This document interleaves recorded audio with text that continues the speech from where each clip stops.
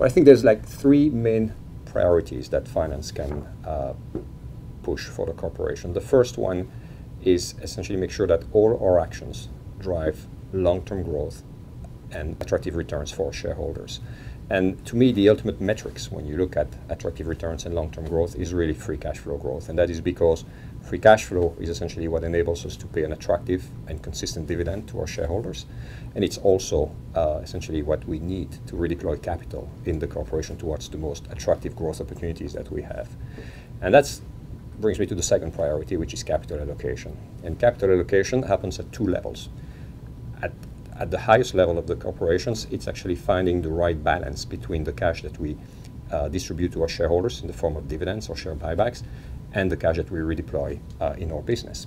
And the second level, at the business level, is what is really important. We need to make sure that we deploy our capital towards the most attractive growth opportunities that we have. This is not a democratic process. This is not a trying to make every piece of the business give the same amount of capital to every piece of the business. We really need to be very rigorous and focused and really send capital towards the best opportunities. And the third priority, I think that finance has, is really to ensure that we maintain a very strong capital structure and strong balance sheet so that we always have the optimal financial flexibility that we need to support a business and strategic priorities.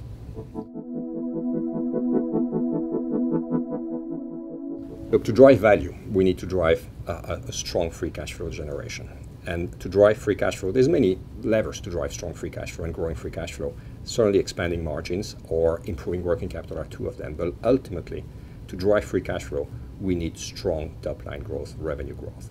In order to drive that strong top-line growth, it's all about identifying the right segments you want to play in and investing very, very rigorously behind them, and therefore having a very solid and disciplined capital allocation process.